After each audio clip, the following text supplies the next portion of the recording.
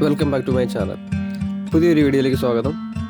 ഇന്നിവിടെ variable frequency drive നിങ്ങൾ കേട്ടിട്ടുണ്ടായിരിക്കും. നമ്മളുടെ ഇൻഡക്ഷൻ എ സി മോട്ടോറുകൾ സ്പീഡ് കൺട്രോൾ ചെയ്യാൻ വേണ്ടി ഉപയോഗിക്കുന്ന ഒരു ഡിവൈസാണ് വേരിയബിൾ ഫ്രീക്വൻസി ഡ്രൈവ്.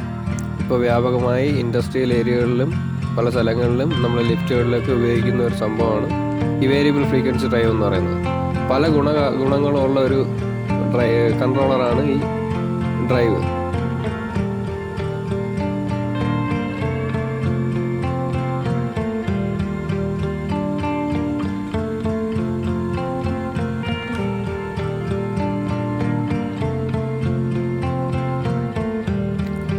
എന്താണ് VFD, variable frequency drive? Variable frequency drive എന്ന് പറയുന്നത് ഒരു ഇൻഡക്ഷൻ മോട്ടറിൻ്റെ പവർ സപ്ലൈയിലെ ഫ്രീക്വൻസി വ്യത്യാസപ്പെടുത്തി ആ മോട്ടറിൻ്റെ സ്പീഡ് നിയന്ത്രിക്കുന്ന ഒരു കൺട്രോളറാണ്. നമുക്കറിയാമല്ലോ, speed is equal to 120f/p ആണ്. 120f frequency divide by Paul. ഒന്നുകിൽ പോളുകളുടെ എണ്ണം കൂട്ടണം, അല്ലെങ്കിൽ ഫ്രീക്വൻസി കൂട്ടുകയോ കുറയ്ക്കുകയോ ചെയ്ത് കഴിഞ്ഞാലാണ് അതിൻ്റെ സ്പീഡ് നിയന്ത്രിക്കാൻ പറ്റുന്നത്. ഇനി ഈ വേരിയബിൾ ഫ്രീക്വൻസി ഡ്രൈവ് എങ്ങനെ വർക്ക് ചെയ്യുന്നു നോക്കാം. വേരിയബിൾ ഫ്രീക്വൻസി ഡ്രൈവിന് രണ്ട് പ്രധാന സവിശേഷതകളാണുള്ളത്: ക്രമീകരിക്കാവുന്ന വേഗതയും സോഫ്റ്റ് സ്റ്റാർട്ട് സ്റ്റോപ്പ് കഴിവുകൾ. ഇത് രണ്ടുമാണ് മെയിനായിട്ട് പറയാനുള്ളത്. VFDയിൽ പ്രധാനമായിട്ട് 4 വിഭാഗങ്ങളുണ്ട് അതിൻ്റെ വർക്കിംഗ് പറയുമ്പോഴത്തേക്ക്. 1 rectifier, 2 intermediate DC link, 3 inverter, 4 controlling circuit എന്നിവയാണ് അവയൊക്കെ. ഇനി അത് ഓരോന്ന് എന്തൊക്കെയാണെന്ന് പറയാം. ഒന്നാമത്തെ റെക്ടിഫയർ സർക്യൂട്ട്. ഒരു വേരിയബിൾ ഫ്രീക്വൻസി ഡ്രൈവിൻ്റെ ആദ്യ ഘട്ടമാണ് ഈ റെക്ടിഫിക്കേഷൻ എന്ന് പറയുന്നത്. നമ്മൾ കൊടുക്കുന്ന ഇൻപുട്ട് 3 ഫേസ് AC വോൾട്ടേജിനെ അല്ലെങ്കിൽ സിംഗിൾ ഫേസ് AC വോൾട്ടേജിനെ DC വോൾട്ടേജ് ആക്കി മാറ്റുന്ന ഒരു സ്റ്റേജാണ് ഈ റെക്ടിഫിക്കേഷൻ സ്റ്റേജ് എന്ന് പറയുന്നത്. ഇവിടെ 6 ഡയോഡുകൾ ഉപയോഗിച്ചിട്ടാണ് ACയെ DC ആക്കി മാറ്റുന്നത്. രണ്ടാമത്തത് DC ബസ്സാണ്, അല്ലെങ്കിൽ DC ലിങ്ക്. റെക്ടിഫയർ സർക്യൂട്ട് കഴിഞ്ഞ് വരുന്ന DC പവർ DC ലിങ്കിലേക്ക് നൽകുന്നു. റെക്ടിഫയർ കഴിഞ്ഞ് വരുന്ന DC പവർ സപ്ലൈയിൽ ഏറ്റക്കുറച്ചിലുകളൊക്കെ ഉണ്ടാവും. അത് മാറ്റുന്നതിനായിട്ട് ഇവിടെ കപ്പാസിറ്ററുകളും ഇൻഡക്ടറുകളും ഉണ്ടായിരിക്കുന്നതാണ്. DC പവർ സ്വീകരിക്കുക, സംഭരിക്കുക, വിതരണം ചെയ്യുക എന്നിവയാണ് ഈ DC ലിങ്കിൻ്റെ അല്ലെങ്കിൽ DC ബസ്സിൻ്റെ പ്രധാന ധർമ്മം എന്ന് പറയുന്നത്. മൂന്നാമത്തെ ഘട്ടം എന്ന് പറയുന്നത് ഇൻവെർട്ടറാണ്. ഈ വിഭാഗത്തിൽ ട്രാൻസിസ്റ്ററുകൾ, തൈറിസ്റ്ററുകൾ, IGBT മുതലായ പോലുള്ള ഇലക്ട്രോണിക് സ്വിച്ചുകളാണ് ഉൾപ്പെടുന്നത്. ഇത് DC ലിങ്കിൽ നിന്നുള്ള DC പവർ സ്വീകരിച്ചിട്ട് മോട്ടോറിലേക്ക് എത്തിക്കുന്ന AC ആക്കി മാറ്റും. അതാണ് ഇവിടെ ചെയ്യുന്നത്. ഇൻഡക്ഷൻ മോട്ടറിൻ്റെ വേഗത നിയന്ത്രിക്കുന്നതിന്, ഔട്ട്പുട്ട് ഫ്രീക്വൻസി വ്യത്യാസപ്പെടുത്തുന്നതിന് പൾസ് വിഡ്ത്ത് മോഡുലേഷൻ പോലുള്ള പുതിയ മോഡുലേഷൻ സാങ്കേതിക വിദ്യകൾ ഉപയോഗിച്ചിട്ടാണ് ഈ ഇൻവെർട്ടർ വർക്ക് ചെയ്യുന്നത്. നാലാമത്തേത് കൺട്രോൾ സർക്യൂട്ടാണ്. ഇതിലൊരു മൈക്രോ പ്രോസസ്സർ യൂണിറ്റാണ് അടങ്ങിയിരിക്കുന്നത്. ഡ്രൈവ് ക്രമീകരണങ്ങൾ നിയന്ത്രിക്കൽ, കോൺഫിഗർ ചെയ്യൽ, തകരാറുകൾ, ആശയവിനിമയ പ്രോട്ടോക്കോൾ ഇൻ്റർഫേസ് ചെയ്യൽ തുടങ്ങിയ പല പ്രവർത്തനങ്ങളാണ് ഇത് ചെയ്യുന്നത്.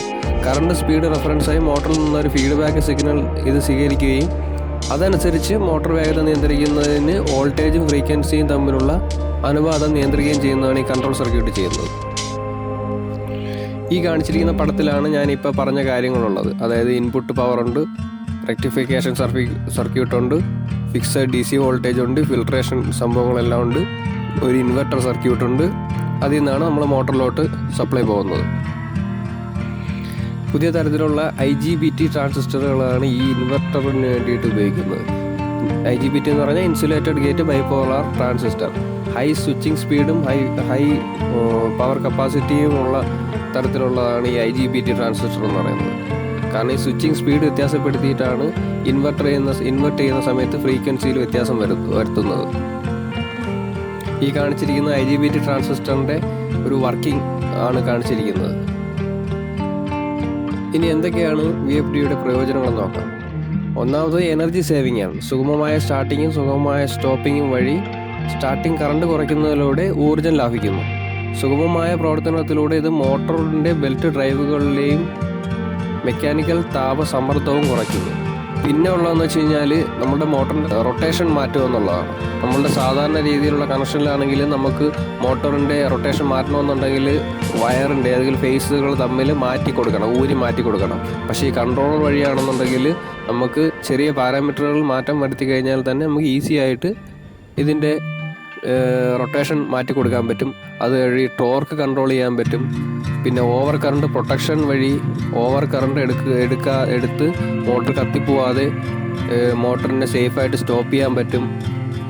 അങ്ങനെ പല പല കാര്യങ്ങൾ നമുക്ക് സെറ്റ് ചെയ്ത് കൊടുത്ത് പാരാമീറ്റേഴ്സ് വരെ സെറ്റ് ചെയ്ത് കൊടുത്തിട്ട് നമ്മളെ മോട്ടറിനെ സംരക്ഷിക്കാനും അതുവഴി ഇലക്ട്രിസിറ്റി ലാഭിക്കാനും അതുവഴി പല അപകടങ്ങൾ ഒഴിവാക്കാനും ഒരുപാട് കാര്യങ്ങൾ പറ്റുന്നതാണ് ഈ VFD ഡ്രൈവിൻ്റെ ഉപയോഗങ്ങളെന്ന് പറഞ്ഞു കഴിഞ്ഞാൽ.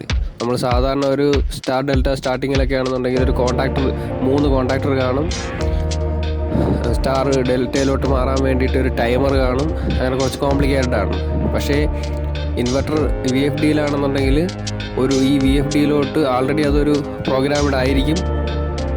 പിന്നെ നമ്മൾ ഈ VFDയിലോട്ട് ഒരു ഇൻപുട്ട് 3 ഫേസ് സപ്ലൈ അല്ലെങ്കിൽ സിംഗിൾ ഫേസ് സപ്ലൈ കൊടുക്കുക, ഔട്ട്പുട്ട് എടുക്കുക, പിന്നെ വളരെ ചെറിയ ഒരു സർക്യൂട്ട് കണക്ഷനും കാണും, കൺട്രോൾ സർക്യൂട്ട് കണക്ഷനും കാണും. ഇത് മാത്രമാണ് ഈ VFDയിലുള്ളത്.